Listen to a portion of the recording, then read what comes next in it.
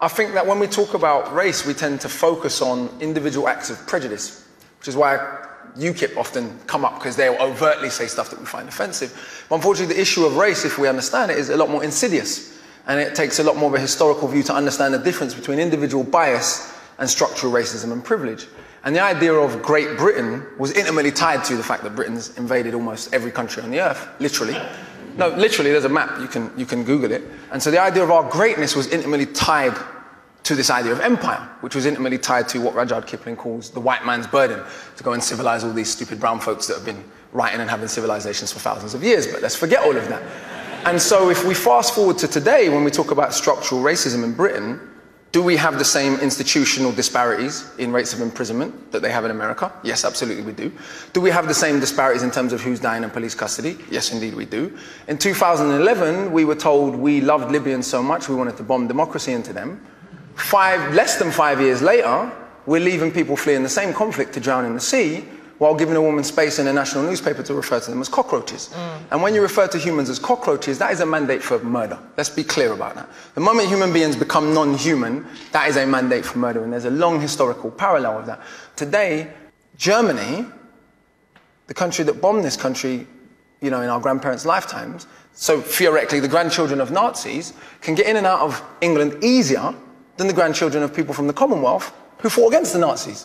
And where do they come from? When we talk about immigrants, do we mean people from Australia and New Zealand? Didn't Boris Johnson go to Australia and say, hey, we're culturally the same? Was he talking about the Aborigines when he said that? We call them expats. Right. White people have such a different way of classifying themselves that white immigrants are expats and non-white immigrants are immigrants. So when we say immigrants, if we go to border control, we can go there, Yarlswood, and we go and look at who's there. It's not a bunch of white people from New Zealand.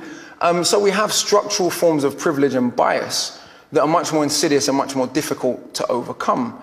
The reaction to Africans and Asians coming here post-World War II, to rebuild the country after the Queen's German cousins bombed it, the reaction to them was one of general hatred. It's illogical. These people who had formerly been colonized by Britain had fought in both world wars. India gave 2.5 million volunteers, for those who don't know. When we talk about being saved by America in the war, we want to talk about being saved by India and Russia. That would be a bit more accurate. But that's a bit inconvenient. But the reaction to those people and their descendants has been one that is about structural bias and privilege. The greatest metaphor for this might be Canary Wharf and Tower Hamlets. Sure. If you look at that predominantly Bengali community that has to look at Canary Wharf every day, how many of those people work in Canary Wharf other than to clean toilets? I only got into that through grime. So the first thing, I'm listening to grime records and they're all rapping about E14. Yeah. And I'm going, where's that? And I'm like, Canary Wharf? Yeah, they're definitely not rapping about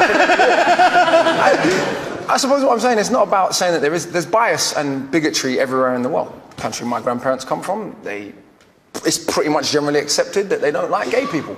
But what's interesting, race even plays a role in that. In Jamaica, we have disgraceful homophobia. No one ever says it's because of Christian fundamentalism. Because even though it is justified in explicitly Christian fundamentalist terms, because only Muslims do bad stuff because of their religion. Because we know almost all the Muslims in the world are brown. Whereas when a Germanwings pilot crashes and kills 150 people deliberately, or the man in Norway killed nearly 90 people. I was in Australia when that happened. This is how uniform the agreement is that white people will be portrayed differently. The Australian media referred to Andres Breivik as having terrorist-like tactics. Yeah. I mean, to think about that. Yeah. This guy killed almost 100 people, and he's just almost a terrorist. And he'd written a crazy thing about Muslims. No, it's very clear. I mean, he was a terrorist by any standard. The idea that white is right isn't just a European idea. It's an idea that has had insidious implications, because no matter what, the 700 people that were left to drown off the coast of the Mediterranean, were they white human beings, they wouldn't have been left to drown. And they certainly wouldn't be called cockroaches. Well,